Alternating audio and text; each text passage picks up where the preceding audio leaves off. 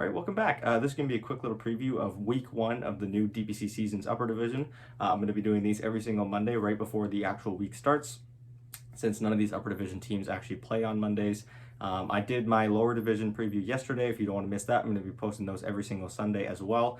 And in these previews, I'm just going to be looking at the upcoming week schedule, maybe going over some of my top and most anticipated matches to watch, as well as maybe having a little bit of a discussion about maybe if some teams are underperforming, some teams that are off to really great starts, etc., etc. Obviously, since this is the first iteration, all of the teams are still at 0 points right now, so we can't exactly have the discussion about, which teams are underperforming or whatnot. But as we get deeper and deeper into the season, it becomes more and more of a conversation. And so, like I mentioned, I'm going to be doing these every single Monday. How I'm going to be doing these, and I'm going to be going from time zone, making way from China to SEA to Eastern Europe, Western Europe, and then the two Americas, the same way I did my prediction video over the weekend.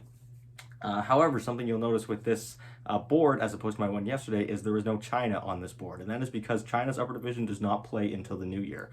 The way that they've set up their schedule is they're going to be having their lower division play their entire schedule in the 3 weeks before the Christmas break, and then after Christmas break, they will be done their season entirely. We'll already know the top two teams getting bumped up, the bottom two teams getting knocked out, and then the upper division starts after the new year, and then so that entire schedule as well going to be compressed down to 3 weeks.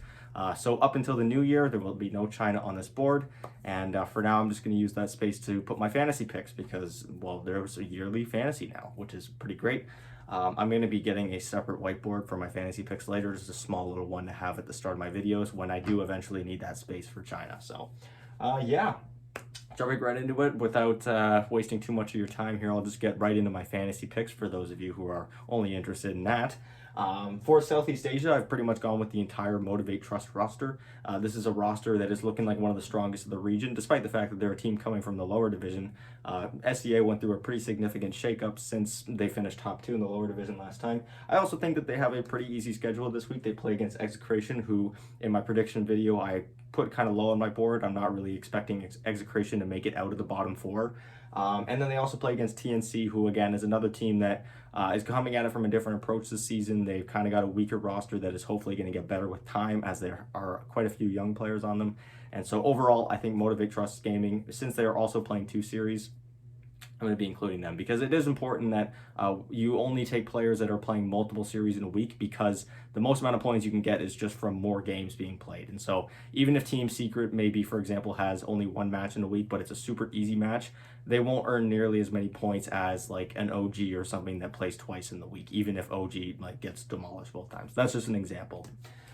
So for now, I've got the entire Motivate Trust roster. For Eastern Europe, I've got the entire Gambit roster, plus Krilat, who was the carry player for PuckChamp. Of course, Gambit and PuckChamp are the only 2 teams in Eastern Europe playing 2 series in this first week. However, I do think Gambit has a little bit of an easier schedule. They start off playing against Empire, who again is another one of those teams that I'm not anticipating to do very well in this season whatsoever. Whereas PuckChamp starts off playing against Navi, who I think is definitely a top 4 team in Eastern Europe right now. And then they play against one another, and that's why I think it's not a huge difference in their schedules, which is why I'm still taking their carry player over it, because generally carry players produce more points than offlaners. But regardless, I went with Gambit and Krilat for mine. For Western Europe, I just went with the entire Team Secret roster. Team Secret is probably the best team in Western Europe right now. I know I'm saying that without actually having seen them play any games against any of the teams since they got their new roster. But they start off their season playing against OG, who I've already mentioned can be very, very hit or miss, very likely to be a miss. Just because of the nature of their team and the fact that it's a bunch of tier 2 players, young players that are going to take some time to come together, and their first matchup is Team Secret, going to be kind of rough. And then Team Secret ends the week playing against Alliance, who also just went through a pretty major roster shakeup. So the only other team playing 2 series this week is going to be Alliance, and Alliance has to play against Team Secret and Tundra, who are some of the toughest teams in this region right now. Tundra, I've mentioned, I think is going to be heading to the first major. I anticipate pretty much 100%, but these guys can make a very realistic run for top 2, top 3, depending on how they do later on in the season. So overall, I went for Team Secret for my Western Europe. For North America, I went with Quincy Crew and Costabile from 4Zoomers. Again, this is the same kind of thing where the 2 teams playing 2 series in a week are 4Zoomers and Quincy Crew. However, I think Quincy Crew kind of has the edge this week.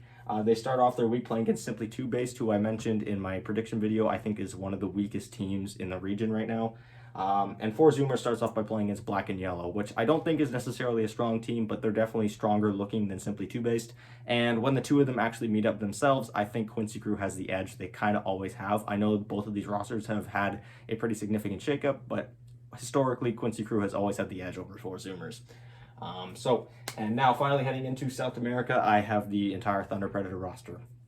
This is, of course, one of the strongest rosters in their region in this division, and they've got a pretty easy schedule. They start off playing against Infamous, who I know some people have said I'm maybe underrating Infamous, but I do think Thunder Predator has an easier schedule than Hokori, who starts off playing against No Ping, who sure isn't the same No Ping as last season, but is still a better team, I think, than Infamous right now. And then when the two of them meet, I think Thunder Predator should have an easier time about than Hokori. So.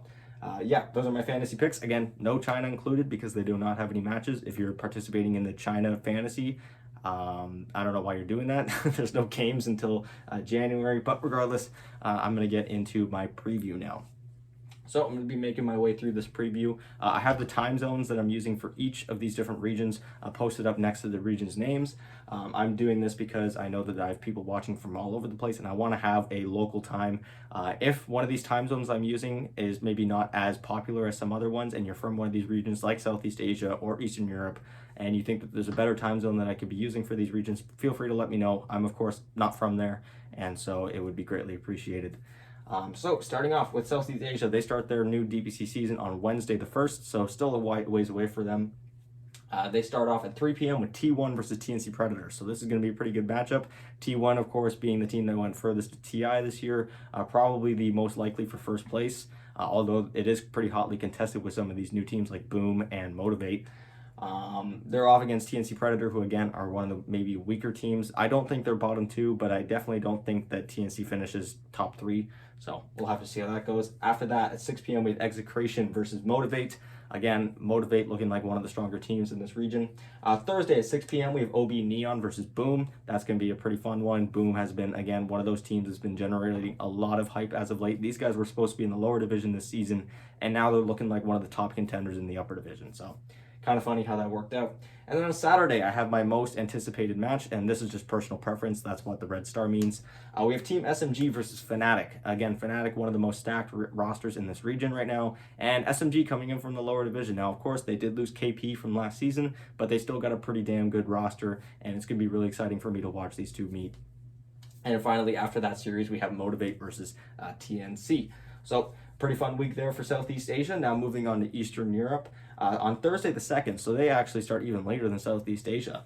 We have Empire and Gambit playing against each other at 5 p.m. At 8 p.m. after that, we have Na'Vi versus PuckChamp. That's going to be really exciting. I'm really hoping that Na'Vi gets off to a strong start this season. It's been quite a while since Na'Vi's been a real contender in the Dota scene.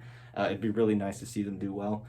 Finally, on Friday, or not finally, but on Friday, the 3rd, we have my most anticipated match, and that is going to be Team Spirit in their first official match since the end of TI, since, of course, they won the whole thing. They're going to be going off against Unique. That's going to be one of their tougher matches of this season, of this tour, I should say, as Unique is one of the stronger teams in the region, that's for sure. We'll have to see how that goes. And then on Sunday the 5th, they end their week off at 5 p.m. with PuckChamp playing against Gambit, and then Virtus Pro playing against Hellraisers after that. Again, not very many teams playing multiple times a week, only 2 per region. So this is going to be a pretty slow burner of a season in the sense that, it's not like after 1 week a team can go 0-4 or anything like that. But regardless, it's going to be really important for some of these teams to get off to quick starts, start getting those wins before some of these other teams might start getting better and better with time. In Western Europe, and probably the most popular, region amongst my viewers, we have the week starting off on Tuesday, which is tomorrow, at 2 p.m. local time with Alliance versus Tundra. That's going to be a pretty big one. I'm really expecting Tundra, like I mentioned earlier, to be one of the strongest teams in this region. And Alliance has this brand new roster. I've mentioned before, I really like the changes that Alliance made.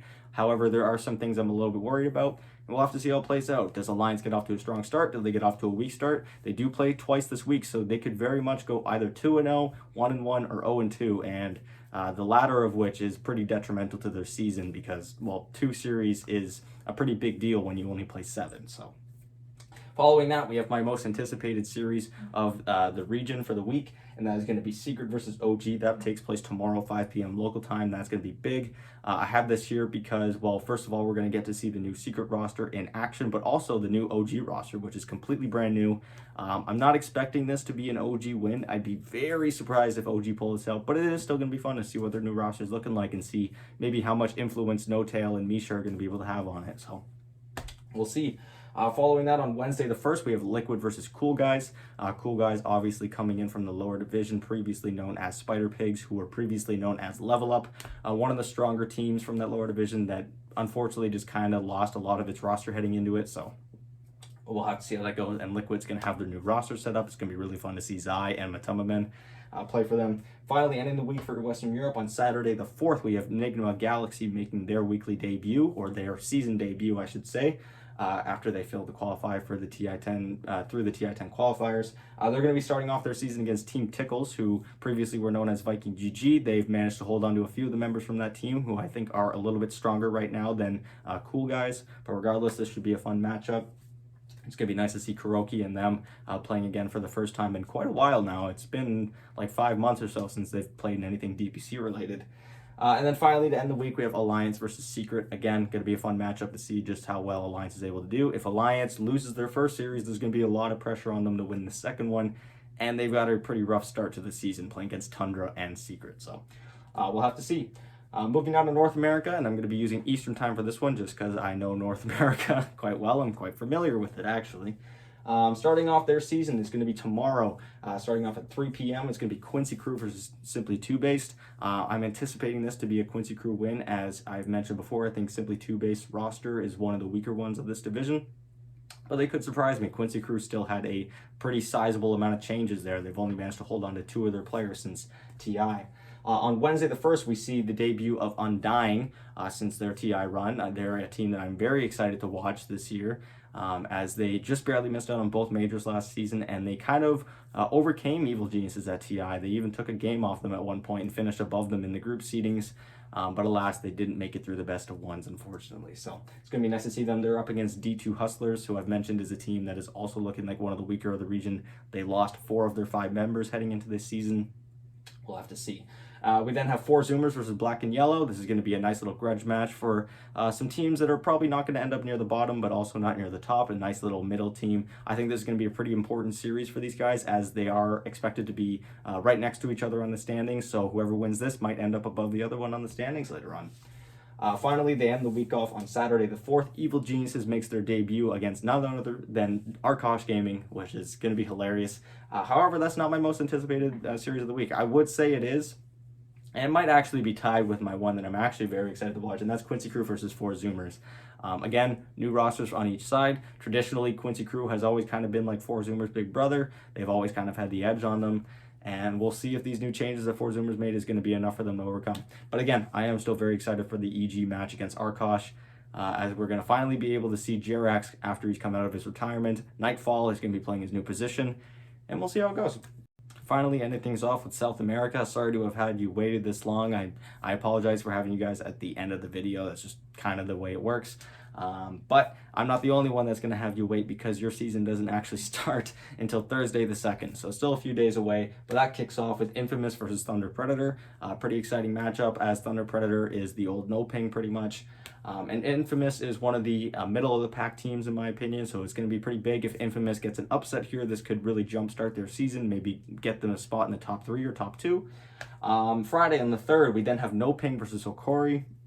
Following that, we have Beast Coast with their debut playing against King of Kings. This should be a Beast Coast win. I think King of Kings is one of the weakest teams in this region, and so I think if Beast Coast gets off to a good start, this will be a good way to get some momentum going, as they have not played in any, of course, Valve-related tournaments since TI. Finally, ending the week off for South America and for the DPC in general, we have at 3 p.m. Lava versus Kings. That's going to be a fun one to watch. And my most anticipated match after that one, which is going to be Thunder Predator versus Hokori. In my prediction video, I rated Hokori quite high. I know some people maybe had an issue with that, but we're going to have to see how it goes. Of course, that was just a prediction. And Thunder Predator being one of the, projected to be one of the strongest of the region. It's going to be exciting to see just how much of a fight Hokori puts up, or if they're even able to snatch a win. Who knows? So yeah, thank you guys so much for watching. This has been a preview of week 1. I'm going to be having a review of day 1 of the DPC, which is all lower matches, all lower division matches, going up in just a little bit once the day actually finishes. I believe we only have like 1.5 more series to go. The North American match between 5-man Midas and Felt is going on right now as we speak. And then we have 1 more match in South America after that. So yeah, thank you guys so much for watching, and I'll talk to you guys later with another video. Bye.